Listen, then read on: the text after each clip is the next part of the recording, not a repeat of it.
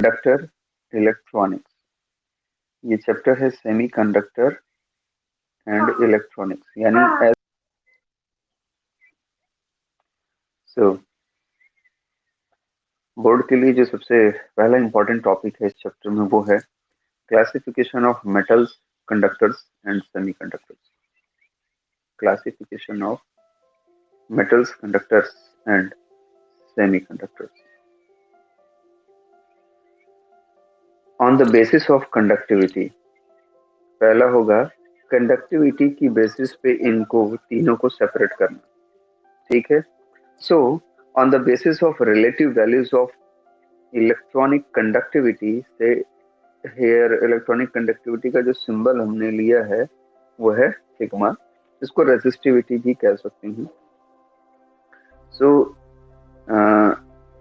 अब यहाँ पे एक और आपको दिख रहा है, rho is equal to 1 upon sigma, ठीक है।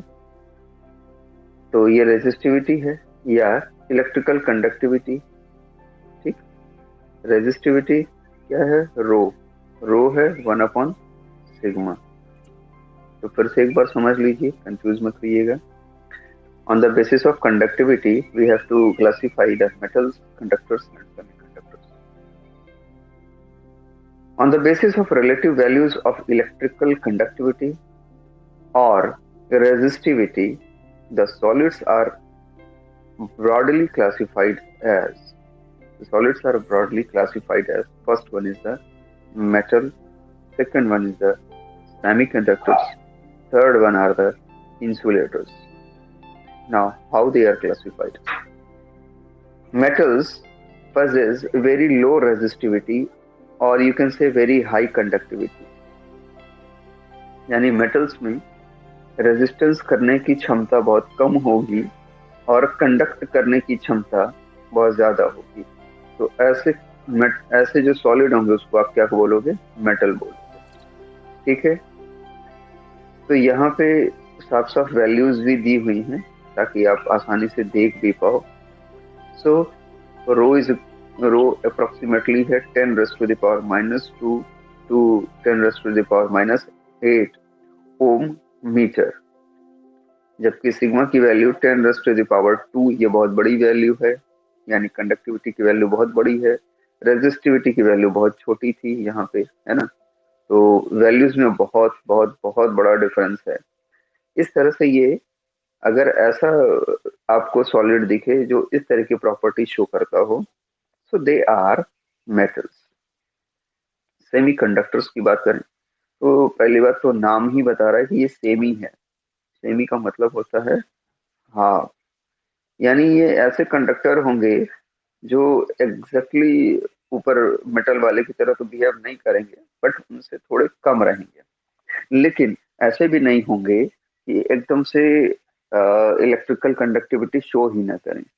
तो उन दोनों के बीच में होंगे, इंसुलेटर और मेटल के बीच में होंगे, इनको हम बोलेंगे सेमी कंडक्टर्स।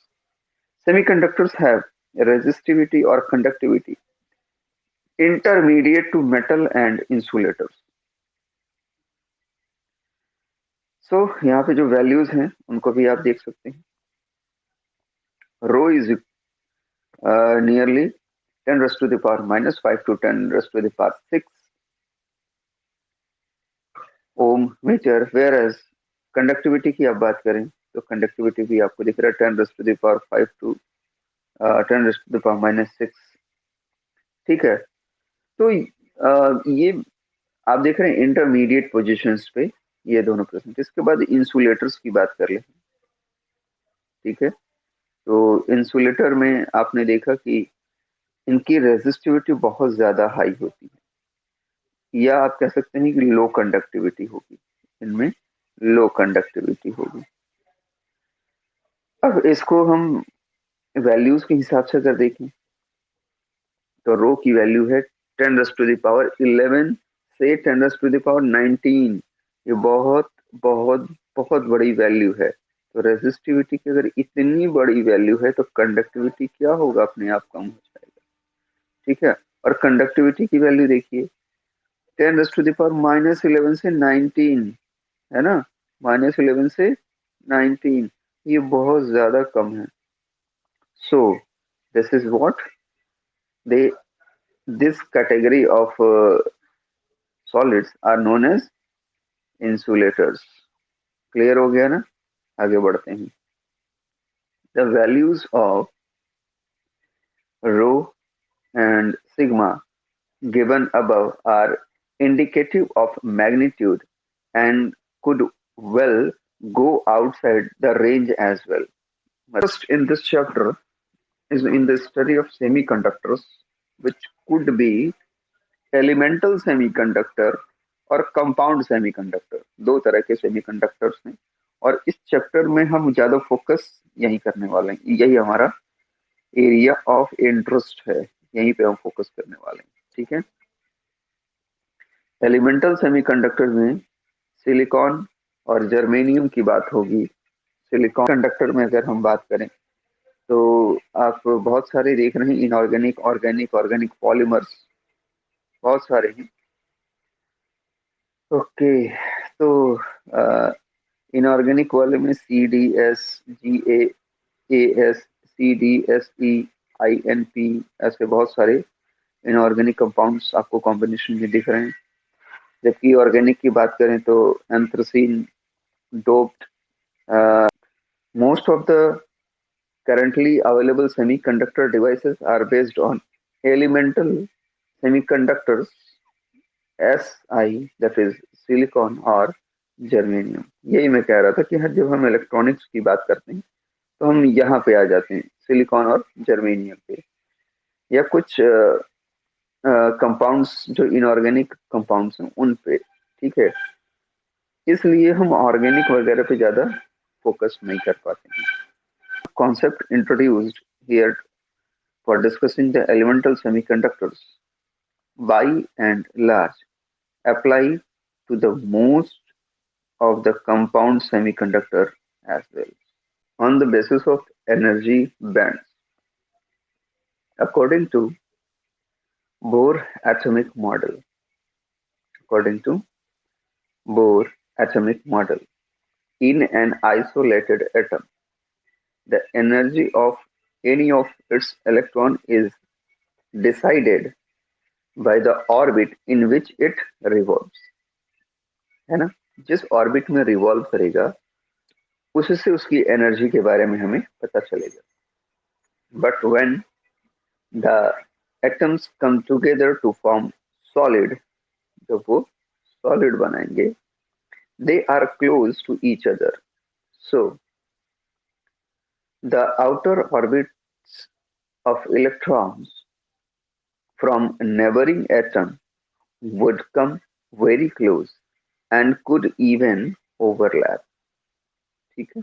और नजदीक आएंगे तो ओवरलैप तो करेंगे, बिल्कुल करेंगे, क्योंकि पैकिंग जो होगी, फ्रैक्शन वो बढ़ जाएगी, टाइट पैकिंग होती है सॉलिड्स में. This would make the nature of electron motion in a solid very different from that an isolated atom.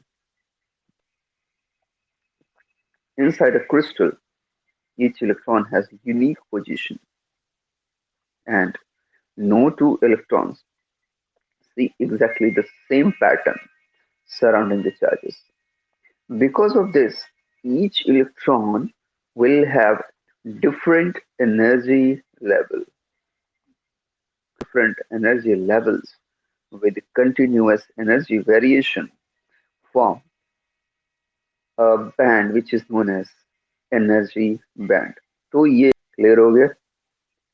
The energy band, which includes the energy level of valence electrons, the energy band which includes the energy levels of the valence electrons, is called valence band.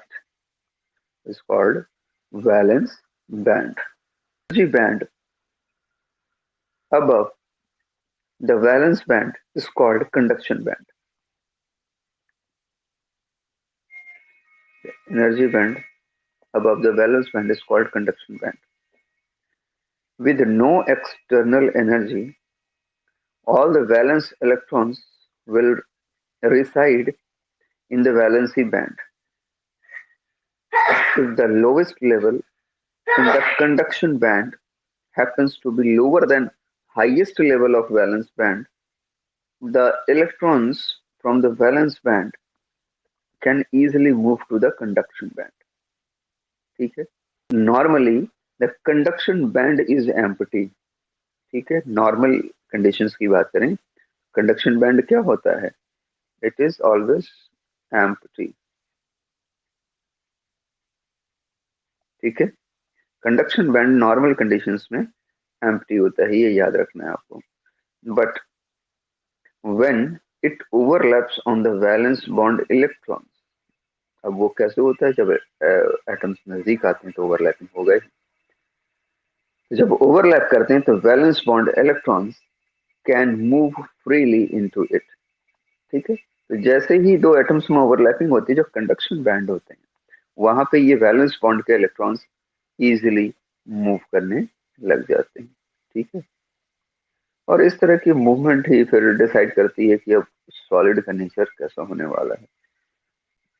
This is the case of metallic conductors.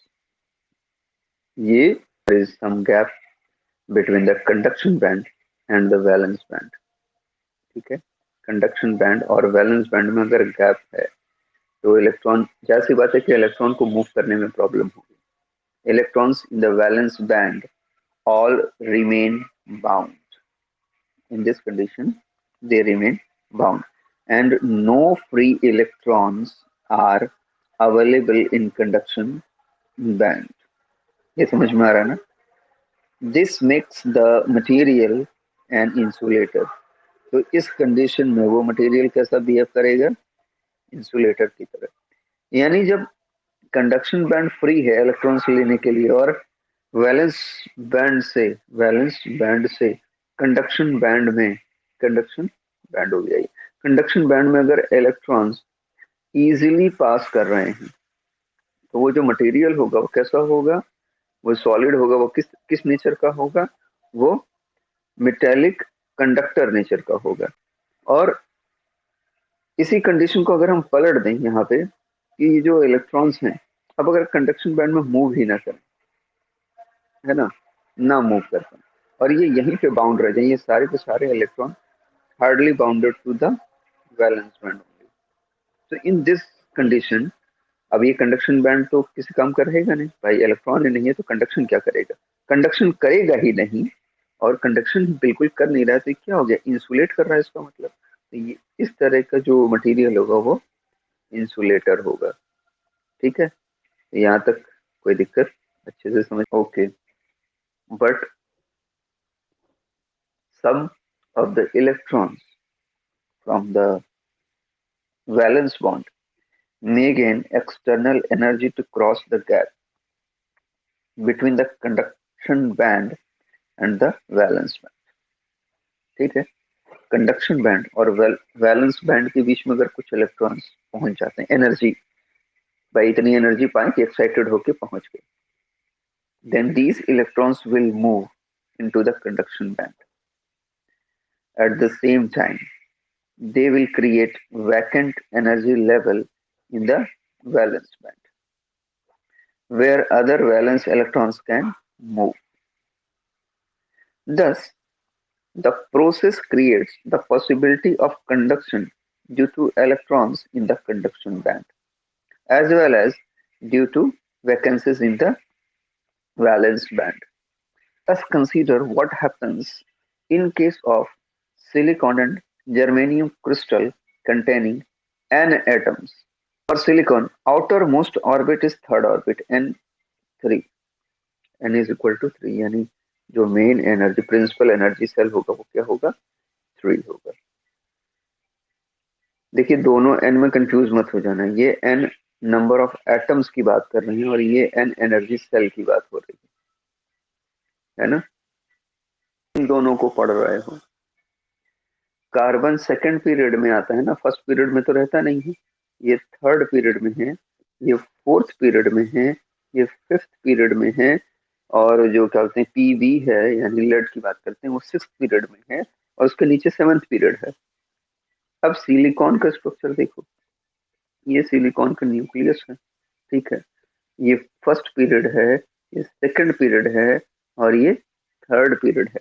तो nucleus से ये कौन सी period बन रही है? Third वाली period. इसका main, हाँ, इसका मेन एनर्जी सेल कौन हो गया? 3। ये है एन की वैल्यू, एन इज इक्वल टू 3। समझ में आ रहा है? अगर कोई चीज यहाँ होता पहले वाले में तो हम कहते हैं N is equal to 1, main energy shell 1। और इसको हम कहते हैं के, ठीक है। इसको रोमन में भी लिखते हैं 1। तो जर्मेनियम क्या होता है? एक और बढ़ जाता है ये। अब यहाँ पे n इज इक्वल टू हो जाता 4। What happens in the case of silicon and germanium crystal containing n atoms? For silicon, outermost orbit is the third, that is n is equal to 3, while in case of the germanium, it is the fourth orbit, that is n is equal to 4. The number of electrons in the outermost orbit is 4. दोनों में 4 होंगे क्योंकि दोनों same group में आते हैं, carbon family के ही member होते हैं। तो इनके आउटर मोस्ट ऑर्बिट में 4 इलेक्ट्रॉन होते हैं, 2 पी में होते हैं, 2 एस में होते हैं, ठीक। Number of outer most electron crystal is 4n। कितना हो गया? 4n, ये याद रखेंगे आप, ठीक है। The maximum possible number of electrons in outer most orbit is 8। कैसे भाई? एस ऑर्बिट में तो 2 ही इलेक्ट्रॉन आ सकते हैं, और पी में कितने आ सकते हैं? मैक्सिमम 6 आ सकते हैं। तो 6 और 2 ये जुड़ेंगे तो कितने होंगे? यही कह रहा है कि 8 हो जाएंगे। अच्छा, 8। So for 4n valence electrons there are 8n available energy states. Electron 4 हैं, ठीक है, लेकिन अवेलेबल एनर्जी बैंड कितने हैं? 8 हैं। तो कितना डिफरेंस हो जाएगा दोनों के बीच में? दोनों के बीच में डिफरेंस है 4। यानी these 8 discrete energy levels can either form continuous band, either they can form continuous band, or they may be grouped in different bands depending upon the distance between the atoms in the crystal, ठीक है। वो depend करता है कि crystal कितना दूर है एक दूसरे से, या वो एटम कितने दूर है क्रिस्टल के अंदर। तो उसके ऊपर वो अलग अलग पोजीशन पे हो सकता है, ठीक है। At the distance between the atoms in the crystal lattice of silicon and germanium, these bands, these bands of the 8n states, 8n states split apart into two, which are separated by what? Energy gap। And वो energy gap को Eg से यहाँ पे denote किया जाता है। The lower the band which is completely occupied by the 4n valence electron at the temperature absolute zero is known as valence band. The lowest energy level in the conduction band is shown as EC, ठीक है। यहाँ पे क्या है? जो lowest conduction band होगा, E for energy level की बात करिए और C फॉर कंडक्शन, इसलिए इसका डिनोशन EC बनता है, ठीक है। और अगर यहाँ पे ई वी लिखा है, जैसे ई वी, तो ई तो हो गया एनर्जी और वी मतलब वैलेंस। तो ये सिंबल्स को ऐसे समझ लिया करो तो उसका मतलब क्या है। And highest energy level in the valence band is shown as eV. above EC and below EV there are a large number of closely spaced energy level, ठीक है। और ये हो गया EG, E for energy and G for gap between the top of the valence band and the bottom of the conduction band is called energy band gap या energy gap, simply आप इसको कहते हैं। It may be large, small, or zero depending on the material. These different situations are given in the figure. ये जो cases हम पढ़ेंगे ये बहुत ध्यान से समझिएगा। जो केसेस आप पढ़ेंगे ये आपकी बेसिक अंडरस्टैंडिंग को क्लियर करेगा, जिससे कि आप पी टाइप, एन टाइप, जिसको कि आप इंट्रिंसिक और एक्सट्रिंसिक वर्ड यूज कर रहे हैं, उसको समझने में ये हेल्प करेंगे ये केसेस जो हैं। Case one, this refers to a situation as shown in 14 point क्या है 14.2 ए, 14.2 ए, ठीक है। यानी अब की बार हम बात करेंगे इसकी, इस पूरे पार्ट की, ऊपर वाले की, ठीक है। और बी होगा इसका नीचे वाला, ये पूरा पार्ट। ए और बी आप समझ लीजिएगा, ये बी होगा पूरा, ठीक है, ये बी, ये सी। अब ये यहीं से कॉन्सेप्ट क्लियर होगा कि सेमीकंडक्टर बनेगा कैसे, है ना। अभी तक तो हम कह रहे हैं कि जर्मेनियम क्या है, एक सॉलिड है। सिलिकॉन क्या है, एक सॉलिड है। और आपको पता है कि सिलिका सबसे ज्यादा कहाँ है, मिट्टी में है। मिट्टी में है तो और भी चीजें हो सकती है ना। तो शुरुआत करते हैं कहानी की। One can have a metal either when the conduction band is partially filled, या कंडक्शन बैंड जो हो एंड वैलेंस बैंड जो हो वो आपस में ओवरलैप करते हैं। हमारे पास ऐसा कोई भी मेटल हो सकता है, बैंड पार्शियली फिल्ड हो सकता है, बैलेंस्ड बैंड पार्शियली एम्प्टी हो सकता है, या इसके अलावा कि कंडक्शन और वैलेंस बैंड जो हैं वो ओवरलैप भी हो सकते हैं। क्लियर हो रहा है ये बात। तो ये सारी कंडीशन उसमें हो सकती है, उस सॉलिड के अंदर या उस मेटल सॉलिड में हो सकती है। when there is overlap when there is overlap, electrons from valence band can easily move into a conduction band। तो आगे की बात करते हैं। This situation makes a large number of electrons available for electrical conduction।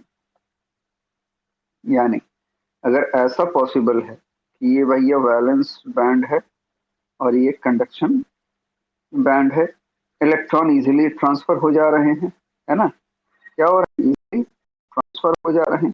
और अगर easily transfer हो जा रहे हैं इसका मतलब कि इलेक्ट्रॉन की मूवमेंट तो फ्री है।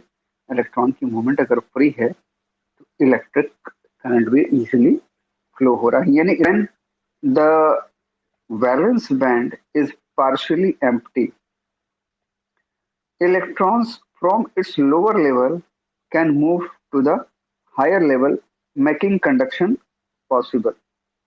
जैसा कि सुदिष्ट बता रहे थे कि ये एनर्जी मिलेगी तो क्या करेगा, लोअर से हायर पे जाएगा। लेकिन ये कब की बात हो रही है, तब की बात हो रही है कि जब वैलेंस बॉन्ड एम्प्टी है। तो therefore the resistance of such material is low, or you can say that conductivity is very high। तो कुल मिला के आपने यहाँ पे दो कंडीशन बहुत ही प्योरली फाइंड आउट कर ली है। पहली कि जब वैलेंस बॉन्ड में इलेक्ट्रॉन आराम से एक लोअर लेवल से हायर लेवल पे जंप कर रहा है तब भी इलेक्ट्रिकल कंडक्टिविटी हो सकती है, या वैलेंस बैंड से कंडक्शन बैंड में इलेक्ट्रॉन जंप कर जा रहा है तब भी इलेक्ट्रिकल कंडक्टिविटी हो रही है। ए, ऊपर देखिए, ऊपर वाला ए का 1 और 2 दोनों दिया हुआ है। नीचे से ऊपर जाने पर इलेक्ट्रॉन की एनर्जी बढ़ेगी, ये याद रखेंगे, ठीक है। नीचे वाला कौन है, वैलेंस बैंड है, और ऊपर वाला कौन है, कंडक्शन बैंड है। इलेक्ट्रॉन को कहां से कहां जंप करना है, नीचे से ऊपर, ये याद रहेगा। अब इन दोनों को क्या करिए, इन दोनों को थोड़ा नजदीक नजदीक ला के रख दीजिए। ये जो एनर्जी गैप है इसको थोड़ा सा फिल करने की कोशिश करते हैं, थोड़ा और नजदीक लाते हैं, यानी ओवरलैप कराना है एक दूसरे पे। जब इसको ओवरलैप कराया हमने, ठीक है, तो ये वैलेंस बैंड है और ये कंडक्शन बैंड है। अब क्योंकि ये ओवरलैप हो रहा है तो कहीं ना कहीं तो चिपकेगा ही ना, कहीं ना कहीं। तो वो बीच वाला एरिया है, ये ओवरलैप एरिया है, ठीक। तो इसमें एक एनर्जी होगी कंडक्शन की और एनर्जी होगी वैलेंस की, ठीक। इस कंडीशन में अगर आप देख पा रहे हैं तो इस कंडीशन में यहाँ, क्योंकि यहाँ पे क्या है, एक टाइटली पैक्ड कंडीशन बन रही है जिसमें आराम से इलेक्ट्रॉन यहाँ से यहाँ जंप कर सकता है, जा रहा है।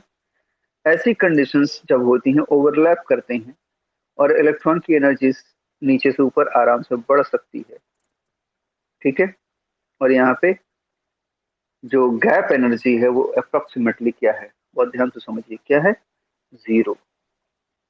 When the energy gap is approximately zero. So you can say that this type of bands show that these are the bands of metal. क्या है ये मेटल के बैंड है, याद रहेगा। अब बी वाले कंडीशन को देखते हैं। बी वाले में सेम स्ट्रेटजी वही है, ये इलेक्ट्रॉन एनर्जी होगी, नीचे से ऊपर बढ़ेगी ही, कहीं कोई दिक्कत नहीं होगी। ये वैलेंस बैंड है और ये कंडक्शन बैंड है। कंडक्शन बैंड एम्प्टी है, पूरी तरह से खाली है, यहाँ कोई भी इलेक्ट्रॉन नहीं है, ये याद है, ठीक है, याद रहेगा। लेकिन अब जरा ध्यान से समझिए, यहाँ पे जो एनर्जी गैप है ना, वो 3 इलेक्ट्रॉन वोल्ट से ज्यादा है। It is more than 3 electron volt.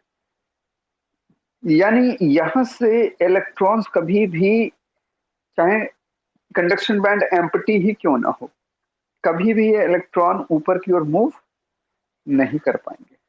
They can not move to the conduction band. अब अगर मूव ही नहीं करेगा इलेक्ट्रॉन, भाई इलेक्ट्रिकल कंडक्टिविटी किस वजह से होती है, इलेक्ट्रॉन के मूवमेंट की वजह से। अब क्योंकि ये तो मूव कर ही नहीं सकता है, मूव ही नहीं करेगा, तो इलेक्ट्रिकल कंडक्टिविटी भी नहीं होगी। कंडीशन में जहां इलेक्ट्रॉन मूव ही नहीं करेगा, इसको कहेंगे इंसुलेटर।